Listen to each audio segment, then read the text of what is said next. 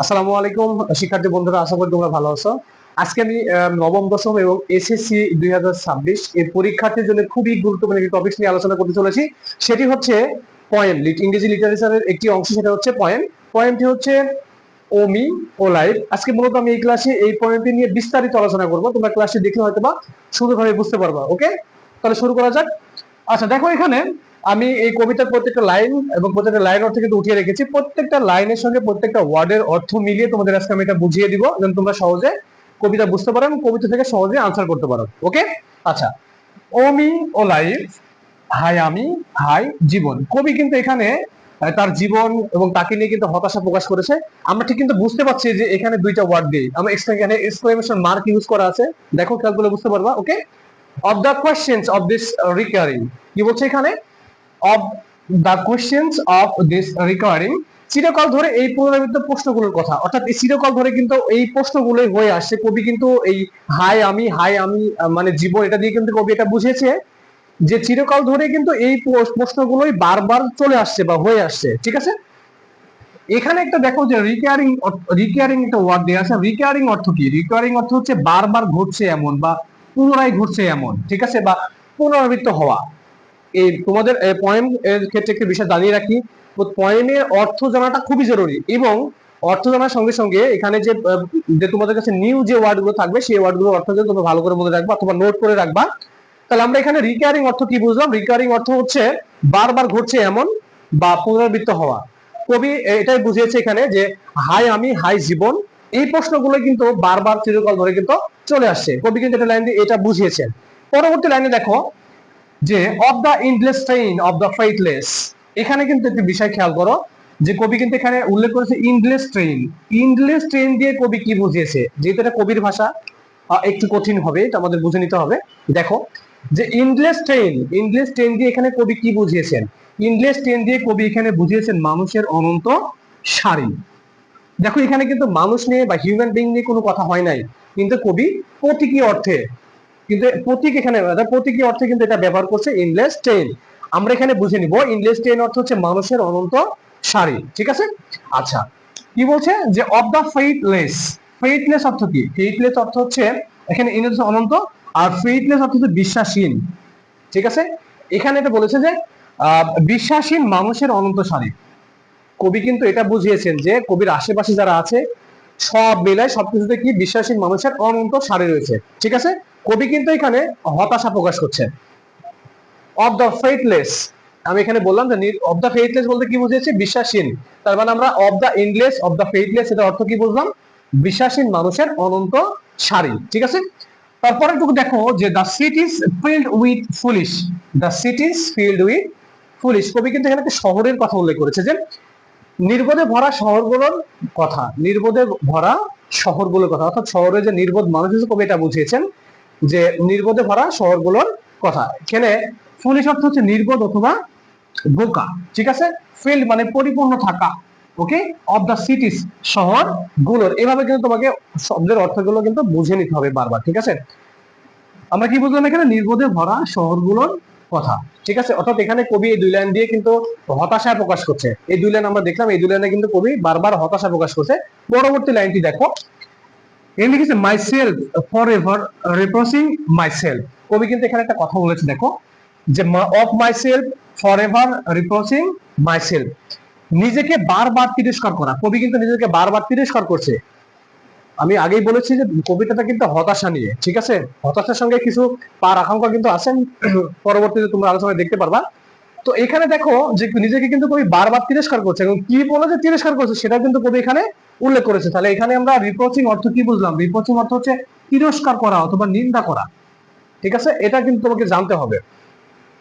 For who মোর, এখানে কি বলে করছে? দেখো যে for who more foolish than I, কবি নিজেকে যে তিরস্কার করছে কি বলে করছে, এখানে কিন্তু কবি এটা উল্লেখ করছে যে দেখো যে for who more foolish than I, কারণ আমার থেকে বেশি নির্বোধ আর কি, মানে কবি সবচেয়ে নিজেকে নির্বোধ মনে করছে। ঠিক আছে, আচ্ছা। তারপরে কিন্তু দেখো and who more faithless, and who more faithless, আমার চেয়ে বেশি বিশ্বাসঘাতক আর কি। তার মানে কবির যে হতাশা, কবি কিন্তু এখানে সেটা প্রকাশ করছে কিসের মাধ্যম দিয়ে? দেখো যে কবি এখানে সব থেকে বেশি নির্বোধ, আবার কবি এখানে সব থেকে বেশি বিশ্বাসঘাতক। তাহলে আমরা এখানে কবির ফার্স্টেশন দেখলাম হতাশা। আচ্ছা, তারপরে দেখো এই যে তৃতীয় নম্বর লাইনে, অফ আইস দ্যাট ভেইনলি ক্রেভড, ভেইনলি ক্রেভড, এখানে এই ভেইনলি ক্রেভ অর্থটা তোমাদের কিন্তু জানতে হবে। সেটা এখানে ভেইনলি ক্রেভ দিয়ে এফএস দিয়ে কি বোঝানো হয়েছে, চোখগুলোর কথা যা আলো পাওয়ার জন্য নিরর্থক আকাঙ্ক্ষা করে, ঠিক আছে, নিরর্থক, এই যে ভেইনলি ক্রেভ অর্থাৎ নিরর্থক আকাঙ্ক্ষা করা, ঠিক আছে। Of the light, of eyes চোখগুলো, that vainly crave the light, নিরর্থক আলোর জন্য কি করে, আকাঙ্ক্ষা করে, নিরর্থক আলো অর্থাৎ চোখ মানে চেয়ে আছে যে আসলে ওরকম আকাঙ্ক্ষা করছে যে ভালো কিছু ঘটবে বা থাকবে, এরকম একটা বিষয়, কিন্তু সেটা কবি এখানে নিরর্থক করতে ধরে নিয়েছে। পরে দেখো যে অফ দ্য অবজেক্টস মিন, এই মিন অর্থ কিন্তু তুচ্ছ, এই মিন অর্থ হচ্ছে, এই মিন অর্থ হচ্ছে তুচ্ছ, এই মিন মানে কোনো কিছু মনে করা বা বোঝানো না, এই মিন মানে তুচ্ছ। এখানে কবি কি বলেছে, অফ দ্য অবজেক্ট মিন, তুচ্ছ বস্তুগুলোর জন্য, তুচ্ছ বস্তু, আসলে আমরা পাওয়ার আকাঙ্ক্ষা করছি কোন বিষয়টা, এটা কি তুচ্ছ জিনিস নাকি কোনো একটা ভালো জিনিস, সেটা কবি কিন্তু এখানে সেটাকে তুচ্ছ বলে পরিগণিত করেছে। Of the struggle ever renewed, কি বলছে এখানে, অফ দ্য স্ট্রাগল, স্ট্রাগল অর্থাৎ সংগ্রাম করা, ঠিক আছে, রিনিউড, ঠিক আছে, নবায়িত করা অথবা নতুন, okay. Of the struggle ever renewed, ever বলতে গেলে চিরকালকে বোঝানো হয়েছে, চিরকাল নতুন সংগ্রামের জন্য। কি বলছে এখানে, যে কবি বলেছে এখানে চোখগুলোর কথা যা আলো পাওয়ার জন্য নিরর্থক আকাঙ্ক্ষা করে, আবার বলেছে এখানে তুচ্ছ বস্তু পাওয়ার জন্য চিরকাল নতুন সংগ্রামের জন্য, তুচ্ছ বস্তু পাওয়ার জন্য চিরকাল নতুন সংগ্রামের কথা কিন্তু কবি এখানে বলেছে। তো এখান থেকে মূলত দেখো যে vainly craved, of the objects mean, struggle ever renewed, এই বিষয়গুলো, এই অর্থগুলো তোমাকে কিন্তু বারবার জানতে হবে, ঠিক আছে। আচ্ছা, পঞ্চম লাইনটি দেখো, of the poor results of all of the plodding and sordid crowds I see around me, বিষয়টি দেখো এখানে, যে অফ দ্য পোর রেজাল্টস মানে সবকিছুর, যেখানে লিখেছে দেখো of the poor results of all, of all অর্থাৎ সবকিছুর, অফ দ্য পোর রেজাল্ট অর্থ হচ্ছে দুঃখজনক ফলাফল, তার মানে এখানে কবি বলেছে সবকিছু দুঃখজনক ফলাফলের কথা, ঠিক আছে। Of the plodding and sordid crowds I see around me, এই যে আমার চারপাশে দেখা কৃপণ ও নোংরা ভিড়গুলো, এখানে সর্ডিড অর্থ হচ্ছে নোংরা, ঠিক আছে, সর্ডিড অর্থ কি, নোংরা, আর এই যে প্লডিং অর্থ কি ধীরগতিতে চলা, এখানে কবি কিন্তু এটাকে ধীরগতিতে চলা বুঝিয়েছে, যে আমার চারপাশে দেখা কৃপণ ও নোংরা ভিড়গুলো, অর্থাৎ কবি চারপাশে যে মানুষগুলো আছে তাদের চলাফেরা এবং তাদের যে সমস্যা, নৈতিক সমস্যা, সেই কথাগুলো কিন্তু কবি এখানে উল্লেখ করেছে এই লাইনটা দিয়ে, of the flooding and sordid crowds I see around me, কি বলেছে এখানে, আমার চারপাশে দেখা কৃপণ ও নোংরা ভিড়গুলো, ঠিক আছে। এখানে দুটা ওয়ার্ড দেখে নাও, ফ্লাডিং আর সর্ডিড, ফ্লাডিং অর্থ হচ্ছে নোংরা, সর্ডিড অর্থ হচ্ছে নোংরা, ফ্লাডিং হচ্ছে ধীর গতিতে চলা, ক্রাউডস মানে ভিড়, ঠিক আছে, অ্যারাউন্ড মানে হচ্ছে চারপাশে, সি মানে দেখা, ওকে। এরপরে দেখো ষষ্ঠ number line, of the empty and useless year of the rest, of the empty and useless year of the rest, এটা অর্থ তোমাকে ভালো করে বুঝতে হবে। অফ দ্য এমটি, এমটি বলতে আমরা কি বোঝাই, খালি বা শূন্য বোঝাই, ঠিক আছে। ইউজলেস নিরর্থক, অর্থাৎ যেগুলোর কোনো সার্থকতা নাই। Years of the rest, years মানে কি বছর, অফ দ্য রেস্ট মানে নির্দিষ্ট সময়ের মধ্যে, বাকি মানুষগুলো, এই যে এখানে বলতে বাকি মানুষগুলো শূন্য ও নিরর্থক বছরের বা বছরগুলোর কথা, বাকি মানুষগুলোর অর্থাৎ কবি ছাড়া যে বাকি মানুষগুলো তাদের কথা কবি এখানে বলেছে, তাদের যে নিরর্থক প্রতিষ্ঠা অথবা নিরর্থক যে শূন্য, অর্থাৎ যে বছরগুলোতে মানুষ কোনো কিছু অর্জন করতে পারেনি, কবি ঠিক এখানে ওই বছরগুলোর কথা উল্লেখ করেছে যে বছরগুলো শূন্য এবং নিরর্থক, ঠিক আছে। এই শূন্য এবং নিরর্থক দিয়ে কবি বুঝিয়েছেন যে বছরগুলোতে বা যে সময়গুলোতে মানুষ কোনো কিছু অ্যাচিভ করতে পারে নাই সেটা। আর তারপর দেখো যে উইথ দ্য রেস্ট মি ইন্টারভেন্ট, কি বলছে এখানে, উইথ দ্য রেস্ট মি ইন্টারভেন্ট, যেগুলোর সাথে আমি জড়িয়ে পড়েছি, কবি কিন্তু ঠিক এগুলোর সাথে জড়িয়ে পড়েছে, শুধু কবি বাকি মানুষগুলোর কথা বা তাদের যে যে বছরগুলো শূন্য বা নিরর্থক এরকম না, কবি কিন্তু নিজেকে এই বিষয়ের সঙ্গে জড়িয়ে ফেলেছে। আশা করি তুমি এটা বুঝতে পারছো।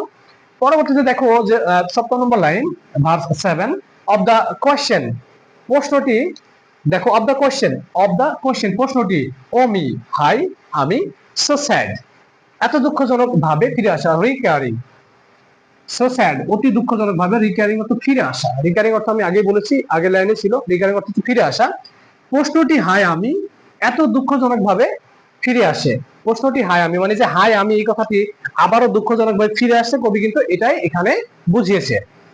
হোয়াট গুড অ্যামিড দিস, কি বলছে এখানে, হোয়াট গুড অ্যামিড দিস, এসবের মাঝে ভালো কি আছে, কবি যে কথাগুলো ছিল, যে সময়গুলো ছিল, যে সময়গুলো নিয়ে কবি কথা বলেছে, সেগুলোর মধ্যে এইসবের মাঝে ভালো কি আছে, কবি এটা ভালো কি আছে কবি এটা বুঝিয়েছে।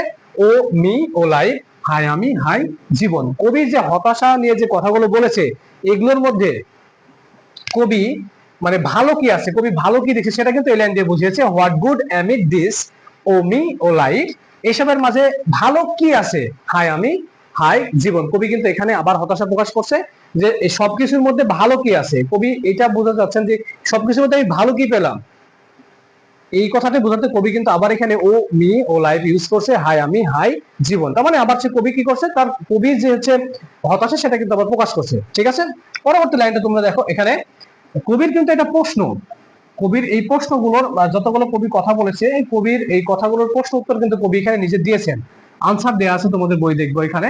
দ্যাট ইউ আর হেয়ার, কবি কিন্তু এখানে কবির যে হতাশা নিয়ে কথা ছিল বা কবি যে বিষয়গুলো বারবার হতাশা নিয়ে বলেছে এখানে কিন্তু তার একটা উত্তর কিন্তু কবি এখানে দিয়েছে যে জীবনে হতাশা থাকতে পারে বাট তোমাকে ভালো কিছু করতে হবে, এরকমই মিন করছে এখানে। দেখো দ্যাট ইউ আর হেয়ার কি বলছে, তুমি যে এখানে আসো, দ্যাট ইউ আর হেয়ার, তুমি এখানে আসো বলতে কি বলছেন, তুমি যে পৃথিবীতে আসো। কবি কিন্তু এটা বুঝিয়েছে that life exist and identity, কি বলছে এখানে, এক্সিস্ট মানে থাকা, আইডেন্টিটি মানে হচ্ছে পরিচয় অথবা সত্তা। এখানে জীবনের সত্তা, এর মাঝে জীবন ও পরিচয় সত্তা আছে, কবি এটা কিন্তু এখানে বুঝিয়েছেন। That life exist and identity, এর মাঝে জীবন ও পরিচয় সত্তা আছে। ঠিক আছে, তুমি যে এখানে আসো, এখানে থাকাটার মাঝে কবি কি বুঝেছেন, এখানে তোমার জীবন আছে, তোমার একটা পরিচয় সত্তাও কিন্তু এখানে আছে। ঠিক আছে, that the powerful play goes on, that the powerful play goes, এই পৃথিবীতে কিন্তু, এই পৃথিবী আমি একটু বলে রাখি যে এই পৃথিবীটা নাট্যশালা, যেখানে কিন্তু বিশাল নাটক চলতেছে এবং তুমি এখানে নির্দিষ্ট সময় পর্যন্ত আসো। ঠিক আছে, কবি এটা এখানে বুঝেছে ভাবে এই যে বিশাল বা এই যে শক্তিশালী একটি নাটক চলছে, তুমি যে পৃথিবীতে এখানে আসো, জীবনযাপন করছো, বিভিন্ন কাজ নিয়ে ব্যস্ত, এটাই কিন্তু কবি এখানে বুঝিয়েছে। And you may contribute a verse, আর এতে তুমি একটি ছন্দ যোগ করতে পারো, অর্থাৎ তোমার জীবনে বা তোমার জীবনের যে ব্যক্তিকাল সেখানে তুমি একটা ভালো কিছু অ্যাচিভ করে তুমি সেখানে কিন্তু একটা অ্যাচিভমেন্ট রেখে যেতে পারো। কবি কিন্তু এটা এখানে বুঝিয়েছে যে and you may contribute a verse, আর এখানে তুমি একটি ছন্দ যোগ করতে পারো, অর্থাৎ তোমার জীবনের একটি সফলতা কিন্তু তুমি এখানে গেঁথে রেখে যেতে পারো। দেখো এখানে কবি প্রথম থেকে আমরা যে কবিতাটা দেখলাম, প্রথম থেকে কিন্তু কবি হতাশা নিয়ে কথা বলেছে। কবির যে হতাশাগুলো আছে, কবির হতাশা মেনলি এখানে আমরা এখানে আমাদের হতাশা কবি এখানে বুঝিয়েছে।